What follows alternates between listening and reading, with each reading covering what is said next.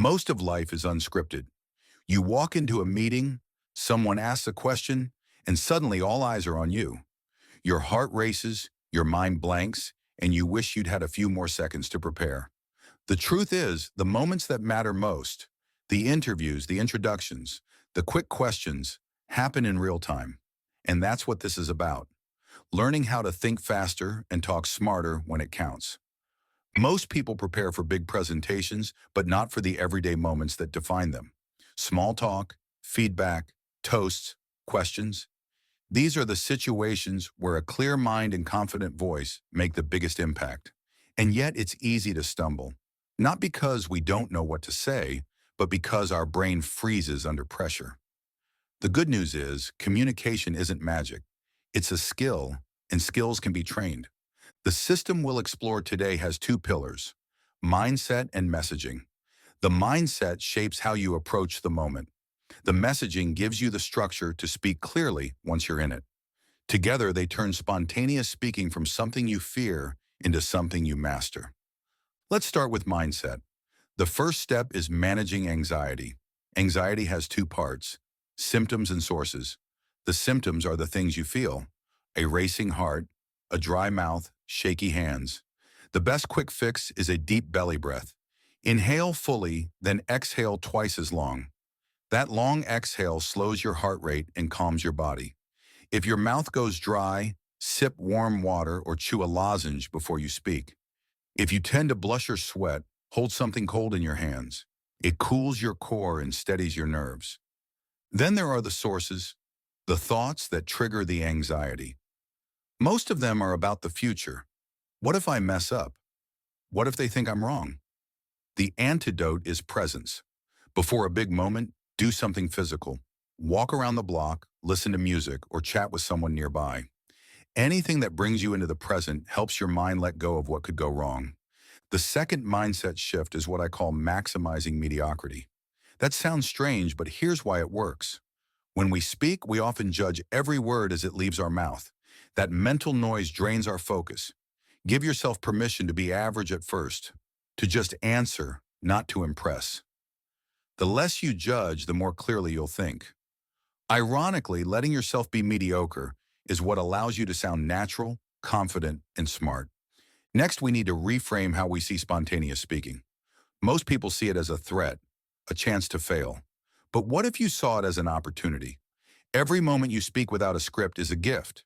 4 tools help you think this way. The first is not yet. If something doesn't work, it's not failure, it's just not yet.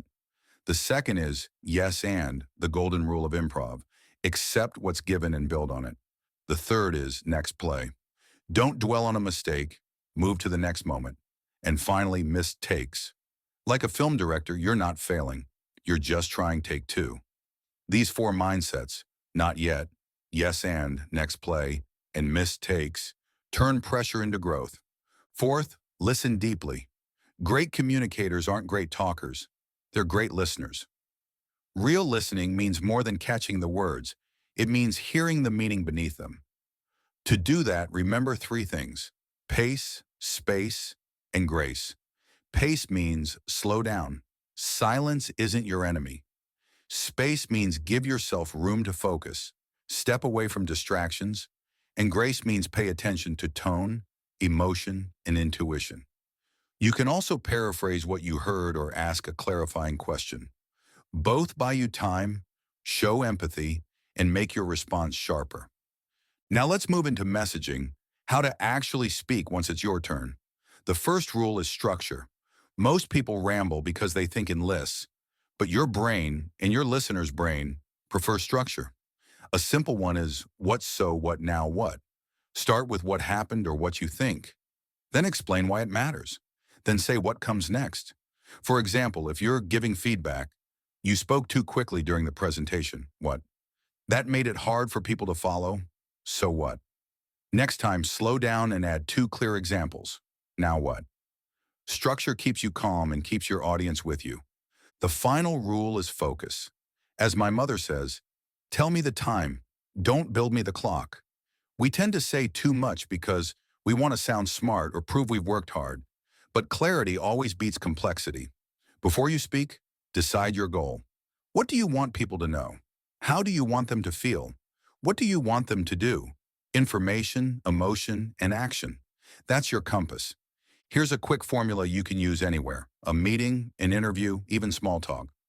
Just finish these 4 lines.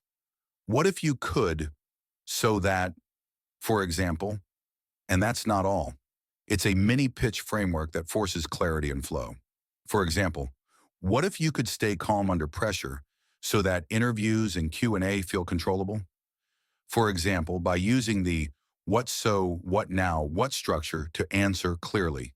And that's not all. You'll handle feedback and small talk better too. To practice, start small. Before you speak, take 2 deep breaths and answer one question using the what so, what now, what model. In one conversation today, paraphrase what someone says before replying. Each repetition builds confidence and speed. This is how you turn pressure into performance. Manage anxiety, release perfection, see opportunity, listen deeply, structure your message, and focus your point.